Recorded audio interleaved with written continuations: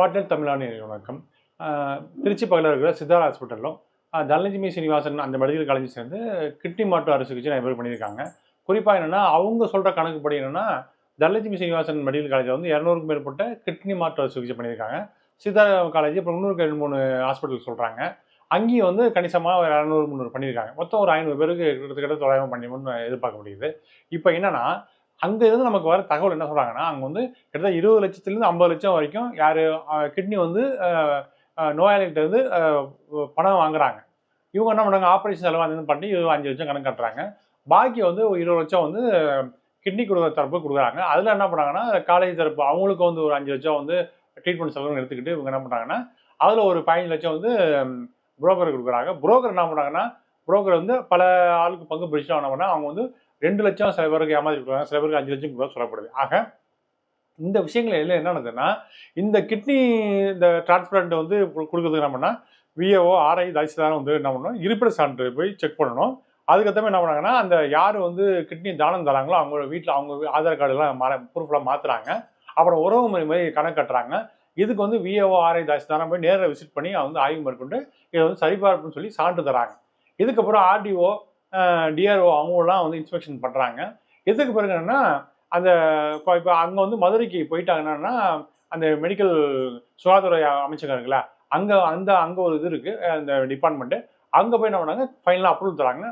அதை தாண்டி அதுக்கடுத்தபடி என்ன பண்ணுறாங்கன்னா, அந்த ஆப்ரேஷன் பண்ணக்கூடிய அந்த ஹாஸ்பிட்டல் என்ன பண்ணாங்க, அங்கே இருக்க டீனும் ஒரு காவல்துறை அதிகாரியும் அந்த வந்து அந்த எல்ஐசி பாலிசி இது பண்ணுறாங்களா காப்பீடு, அங்கே அதிகாரியும் 3 பேரும் சேர்ந்து ஆய்வு பண்ணி அதை வந்து ஃபைனல் பண்ணுறாங்க. ஆக இப்படியான மிகப்பெரிய அளவுக்கு சரிபார்ப்பு எல்லாம் சரி பண்ண பிறகு தான் இந்த ஆப்ரேஷன் டிரான்ஸ்பிளான்ட்டுக்கு வந்து அப்ரூவல் கிடைக்குது.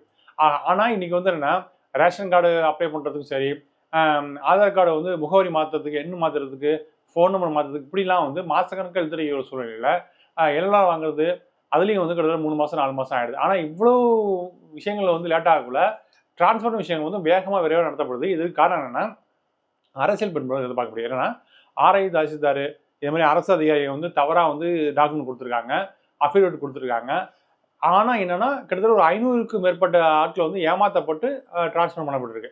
இது வந்து இப்போ அரசாங்கம் என்ன பண்ணியிருக்காங்கன்னா, அந்த மருத்துவமனை 2 மருத்துவமனைகள் என்ன பண்ணுறாங்கன்னா, அந்த விவகாரம் வெளில தெரிஞ்சு இவங்க வந்து கிட்னி திருடுறாங்க, கிட்னி முறைகேடாக வாங்குறாங்கன்னு தெரிஞ்சுக்கிட்டு என்ன பண்ணுறாங்கன்னா, 2 ஹாஸ்பிட்டலுக்கு வந்து என்னென்னா ஆப்ரேஷன் வந்து தடை உத்தரவு பிறப்பிச்சிருக்காங்க. இது வந்து என்னென்னா சுகாதார அமைச்சர்கள் வந்து இந்த விஷயத்தை பண்ணியிருக்காங்க. ஆனால் உண்மையாக நான் என்ன பண்ணணும்னா, கிட்டத்தட்ட 500 பேருக்கு மேலே இந்த டிரான்ஸ்ஃபர் பண்ணப்பட்டிருக்கு. அப்படின்னா இந்த 500 இந்த இடங்களில் வந்து அங்கே இருக்க அரசு அதிகாரிலாம் வந்து இன்ஸ்பெக்ஷன் இருக்குது, மற்ற விஷயங்கள்லாம் வந்து இவங்க என்ன பண்ணுறாங்கன்னா போலியோ சான்று தராங்க, அவங்க மேலே நடவடிக்கை எடுக்கணும். அதை தாண்டி இந்த கிட்னி பெறவங்கள்ட்ட வந்து 20 லட்சம்லேருந்து 50 லட்சம் வரைக்கும் பணம் வாங்கிட்டு என்ன பண்ணுறாங்கன்னா, கிட்னி கொடுக்கணும் 2 லட்சம் 5 லட்சம் பேரம் பேசி ரொம்ப அலக்கழிப்பு உள்ளாக்கி அவங்க கொடுத்துருக்காங்க. இது ஒரு மிகப்பெரிய அளவுக்கு மோசடியாக பார்க்கப்படுது. இப்போ என்னென்னா, இந்த சுகாதார அமைச்சகம் என்னன்னா இது வந்து 2 ஹாஸ்பிட்டல் தடை பண்ணியிருக்காங்க. ஆனால் இதோட முறைகேடு வந்து எதுவும் கண்டுபிடிக்கப்படலை, மேற்கொண்டு விசாரணை பண்ணல. ஆக இதில் சொல்லக்கூடிய விஷயங்கள் என்னென்னா, அங்கே இருக்கிற நெசவாளர்கள் குறிப்பாக சொல்லப்போனால் முதலியார் சமூகத்தை சேர்ந்தவங்க வந்து என்னென்னா, தன்னுடைய கடனை போக்குறதுக்காக கிட்னியை விற்றும் அவங்க கடன் தீரலை. அதுதான் விஷயமாக இது வந்து இப்போ நம்ம என்ன நினைக்கிறோம்னா, இந்த விஷயம் வந்து பெரிய அளவுக்கு நியூஸ் சேனலில் பூதாகரமாக வெளிச்சிட்டு இருக்கு. இதை வந்து அண்ணாமலை என்ன பண்ணுறாங்கன்னா, இந்த விஷயத்தை கையில் எடுத்து நீதிமன்றம் வந்து தானே விசாரிக்கணும், சிபிஐக்கு மாற்றணும், சிபிசிஐடி விசாரிக்கணும்னு சொல்லி குட்டிக்காரனை போட்டு வழக்கமாக கதற அண்ணாமலை வந்து கதறவே இல்லை. இன்னொரு விஷயம் என்னன்னா, இங்கே வந்து மத்திய அரசு சொல்லக்கூடிய அந்த பெரிய பெரிய ஹாஸ்பிட்டலு இதெல்லாம் வந்து இங்கே வரத்துக்கு வந்து தடுத்தது யாருன்னா, இதே போல பெரிய பெரிய மெடிக்கல் காலேஜ் நடத்துகிற முதலாளிகள் தான் தடுத்துருக்காங்க விஷயத்த நம்ம வந்து பார்க்க வேண்டியதாக இருக்குது. ஆக இன்னைக்கு மெடிக்கல் தான் மிகப்பெரிய மாஃபியாவாக இந்தியா முழுக்க மிகப்பெரிய பார்க்க முடியுது. அதுவும் குறிப்பாக வந்து உலக நாடுகளில் இந்தியாவில் தமிழ்நாடு தான் ஹப்புன்னு சொல்லக்கூடிய மிகப்பெரிய தரமான சிகிச்சை அளிக்கக்கூடிய இடமா இருக்குது. ஆனால் என்னென்னா, இன்றைக்கி அந்த கிட்னி மாற்று அறுவை பண்ணுற வரவங்களுக்கு என்னென்னா, ஒரு 3 நாள் 4 நாளாக கிட்னியை வாங்கிட்டு அமுச்சு விட்டுறாங்க. கிட்னி பெறவங்க வந்து என்ன பண்ணுறாங்கன்னா, அவங்கள்ட்ட வந்து காப்பீடு வாங்கிட்டு தான் ஆப்ரேஷன் பண்ணுறாங்க. காப்பீடு வாங்கிட்டு ஆப்ரேஷன் பண்ணால் என்ன பண்ணுறாங்கன்னா, உடனே வந்து இந்த ஸ்டெம்ப்னு சொல்லிட்டு சில ஒரு 3 நாள் அமுச்சு விட்டுறாங்க. அநேகமாக 15 நாள் வச்சுருக்கணும், அதான் விதிமுறை. ஆனால் என்ன பண்ணுறாங்கன்னா, அமுச்சு விட்டு திருப்பி அவங்க வந்து 50,000 ஒரு லட்சம் செலவு பண்ணி சிகிச்சை மேற்கொள்ள வேண்டிய சூழ்நிலை தள்ளப்படுறாங்க. அதாவது என்னன்னா 15 நாளைக்கும் உள்ள தங்க வச்சு அப்சர்வ் பண்ணி அதுக்கப்புறம் வெளில அனுப்பிச்சிடணும். ஆனால் அவங்க என்ன பண்ணுறாங்கன்னா, 3ஆவது நாளே வெளில அனுப்பிச்சிடுறாங்க.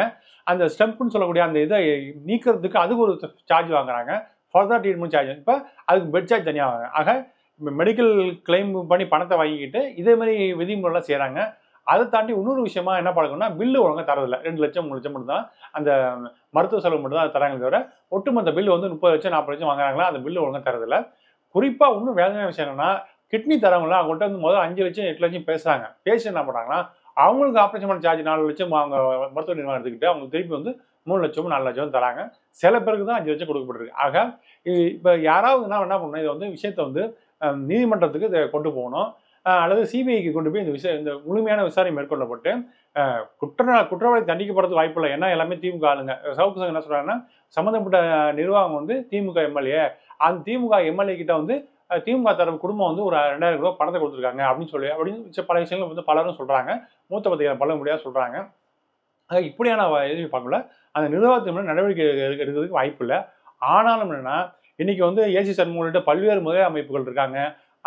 இப்படி இருந்த கூட யாருமே வந்து தன் சமூக மக்கள் வந்து வெறும் 2 லட்சம் 3 லட்சத்துக்கு இப்போ 8 லட்சம் 10 லட்சம் பேரம் வச்சுட்டு 2 லட்சம் 3 லட்சம் கொடுத்து ஏமாற்றப்பட்டிருக்காங்க. கிட்னி உடல் இழந்திருக்காங்க.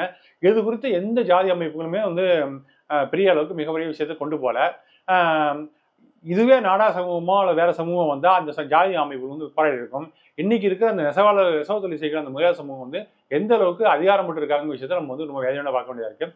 நாம் தமிழர் கட்சி சீமானந்தன் என்ன பண்ணாங்கன்னா, முதல்ல வந்த முதலியார்னு சொல்லிட்டு அந்த விஷயம்லாம் முன்னெடுத்து தேர்தல் பிரச்சாரம் பண்ணி 50,000 ஓட்டு 40,000 ஓட்டு சொல்லப்படாங்க, குறிப்பிட்ட ஓட்டு வாங்கினார். ஆனால் இந்த விஷயத்துல வந்து பேசாமல் இருக்காரு.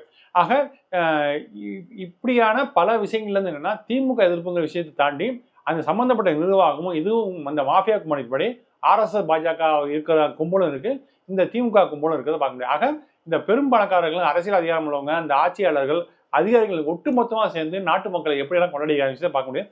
குறிப்பாக ஒரு 500 பேருக்கு வந்து பண்ணியிருக்காங்கன்னா, கிட்டத்தட்ட ஒரு நபருக்கு வந்து ஒரு 3 லட்சம் கொடுத்துருக்காங்களா, 5 லட்சம் கொடுத்துருக்காங்கன்னா, கிட்டத்தட்ட பாக்கி ஒவ்வொரு மனிதன்கிட்ட இருந்து பாக்கி 45 லட்சம் வரைக்கும் இதே மாதிரி 500 பேர்ட்ட கொள்ளடிச்சிருக்காங்க விஷயம் பார்க்க முடியுது.